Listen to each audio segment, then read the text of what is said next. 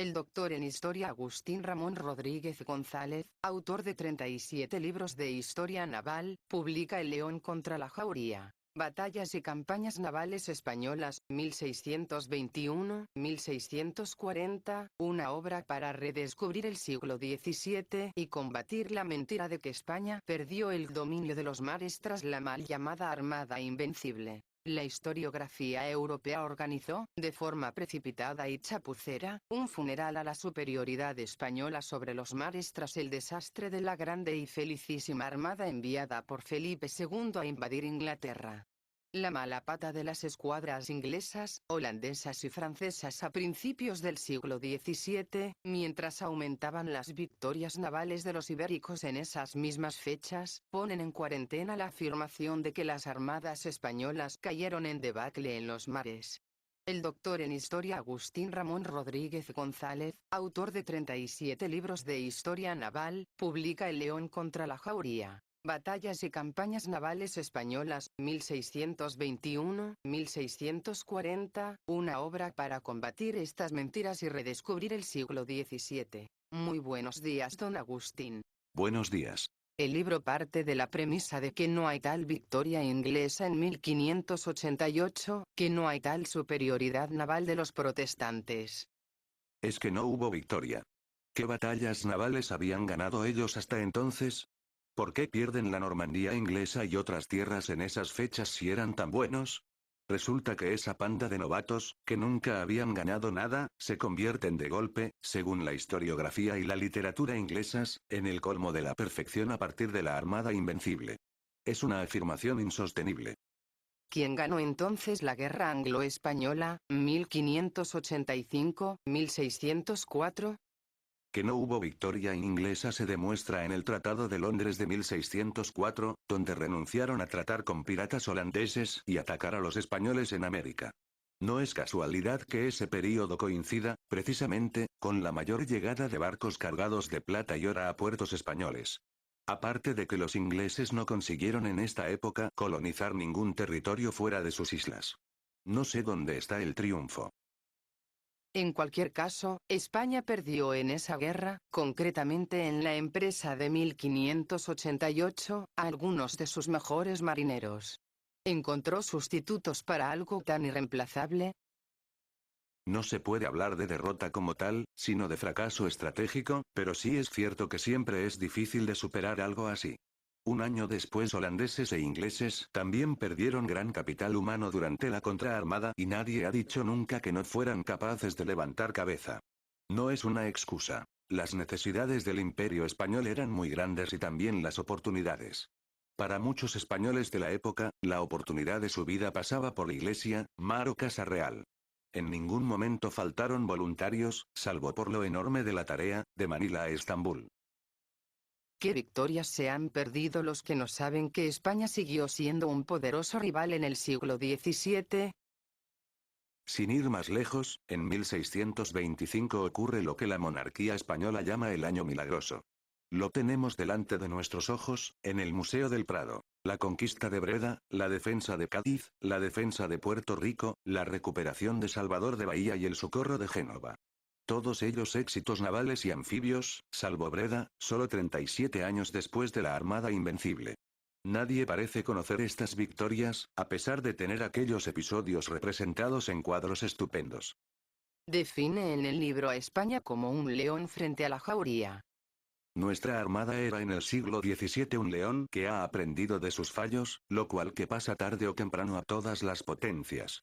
Un león más sabido, que se ha llevado heridas y no tiene aliados, que sigue luchando contra una multitud de enemigos. Los berberiscos, el Imperio Otomano, Venecia, Suecia, Inglaterra, Holanda, los piratas japoneses y los chinos, España libró una auténtica guerra mundial contra todos. ¿A qué nuevos retos debe enfrentarse este león hispánico? En primer lugar, España tiene que hacer un gran esfuerzo por adecuarse a un escenario nuevo como era el Atlántico y el Pacífico, así como a la aparición de nuevos enemigos. Hasta esas fechas, la amenaza en las aguas tan remotas como esas eran los piratas, pero en el 17 se encuentran allí escuadras holandesas e inglesas, mejor organizados y más peligrosas. ¿Cómo se defiende frente a enemigos cada vez mejor preparados?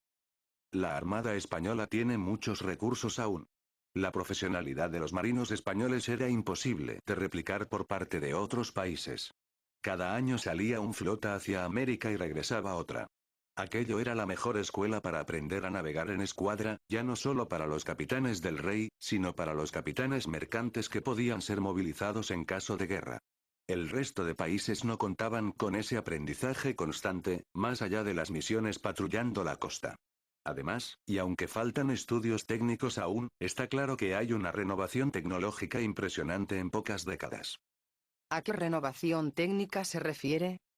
En el siglo XVII, en España, por ejemplo, se monta cerca de Santander la primera gran factoría de cañones de hierro, lo cual era un gran avance porque los cañones eran, hasta entonces, de bronce. Usar hierro es un modo de superar nuestra carencia de estaño. La primera fundición de cañones de hierro se crea en España y estuvo funcionando hasta tiempos de Trafalgar. También encuentra la Armada un barco híbrido, entre galera y galeón, que da grandes ventajas a España. Este barco cazacorsarios, que los españoles llevaban buscando desde tiempos de Álvaro de Bazán, lo encuentra a principios del siglo XVII en la fragata, un buque ligero pero bien armado. Un invento español que, desde el puerto de Dunkerque, causó un auténtico desastre a la flota mercante inglesa. Al menos un 20% de barcos ingleses fueron apresadas gracias a esta innovación técnica en 1625. En 1588 Inglaterra no logró vencer, pero es que precisamente ese año, en 1625, el fracaso fue mayúsculo. En la época que recoge el libro, hasta 1640, Inglaterra sufrió un enorme fracaso, que está representado por un fantástico cuadro de Zurbarán. La defensa de Cádiz, 1625. Los historiadores ingleses intentan hablar poco de este asunto porque rompe con el discurso de su hegemonía tras la Armada Invencible, así que ha caído un poco en el olvido. Inglaterra no es rival, nada que ver con el caso de Holanda. Pongo en el libro de relieve que quien es peor enemigo, más inteligente y está pensando realmente en construir un imperio son los holandeses. Los ingleses durante sus guerras con España querían solo saquear sitios, pero eso no te vale de nada. ¿Qué ventaja estratégica o económica tiene saquear algo 3000 veces? En cambio, los holandeses vienen a desplazar a la gente, no solo a saquear. Eran una sociedad mejor desarrollada que los ingleses en todos los sentidos. Desde un punto de vista intelectual, financiero e incluso científico. En este sentido, España y Holanda eran economías complementarias, ellos tenían lo que nos faltaba a nosotros, y viceversa. ¿Cuánto duró este esplendor holandés? Holanda era un cáncer que le había salido a España, por eso el triunfo del cáncer suponía su propia muerte. El tiempo que España y Holanda lucharon entre sí es la época buena de este imperio. En cuanto vencieron, el resto de potencias se echaron encima suyo y, en el caso de Inglaterra, le robaron hasta sus méritos. Al final, los ingleses se aliaron con el cardenal Richelieu para machacar a Holanda. Tanto rollo entre católicos y protestantes y luego es mentira. Eso sí es un juego de tronos. Entonces, ¿cuándo vivió España su auténtica armada invencible? La batalla decisiva fueron las Dunas, 1639, con la que finaliza el período. Fue la nueva invencible en el Canal de la Mancha en todos los sentidos. Un desastre no tanto por los enemigos, sino por las circunstancias. Sin un plan realista, sin bases para una flota tan grande y con la mayoría de los marineros muriendo por enfermedades, Antonio de Oquendo tuvo poco margen para evitar el caos. No obstante, a pesar de toda la supuesta superioridad tecnológica de nuestros enemigos, lo paradójico es que la campaña se resolvió una vez más con el primitivo lanzamiento de barcos incendiario contra nuestra escuadra. El objetivo no era tanto hundir a los barcos españoles, sino causar desorden y pánico. Al igual que Medina Sidonia en 1588, Oquendo tuvo que meterse en un fondeadero inglés, sin comida y sin idea de qué hacer. A mediados del siglo XVII, España ya no tenía capacidad de aguante, no tanto por las derrotas, que no son tantas ni tan importantes, sino por la enormidad de la tarea. ¿El león murió agotado por esta derrota? Las contiendas tan largas, con suerte alterna, las ganan la capacidad de aguante y de regeneración de los contendientes. Al final las guerras no se ganan en batallas fulgurantes. De ser así Alemania hubiera ganado la Segunda Guerra Mundial.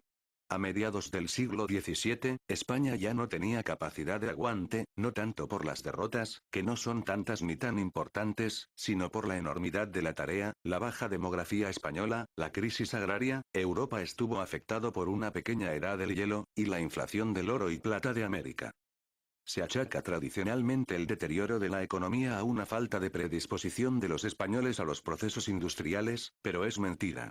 Los astilleros eran privados y se hundieron no por incapacidad congénita de los españoles, sino porque la corona pagaba tarde y mal. Los precios en España habían alcanzado cifras imposibles de sostener y era más barato comprar un barco en el extranjero que tratar de fabricarlo aquí. Usted defiende que, en cualquier caso, el león como poco siguió siendo un tigre. Cuando terminó la Guerra de los 30 años, siguió habiendo un Flandes y una Italia españolas. Sí, había perdido algunos territorios, pero era una derrota a los puntos, no una decisiva como la de Napoleón o la de otros personajes reverenciados. Cosa aparte es que el país quedara hecho polvo y necesitara reformas estructurales. La nueva dinastía quiso hacer su propio labor de propaganda y restó méritos a los últimos años de los Austrias, para así poder atribuirse ellos toda la recuperación. Justamente ahora estoy investigando la presencia de navíos de tres puentes ya con Felipe IV, quien, tras la paz de los Pirineos, 1659, fue a la botadura de un buque de 104 cañones. Apenas se ha investigado el diseño naval en los últimos años de los Austrias.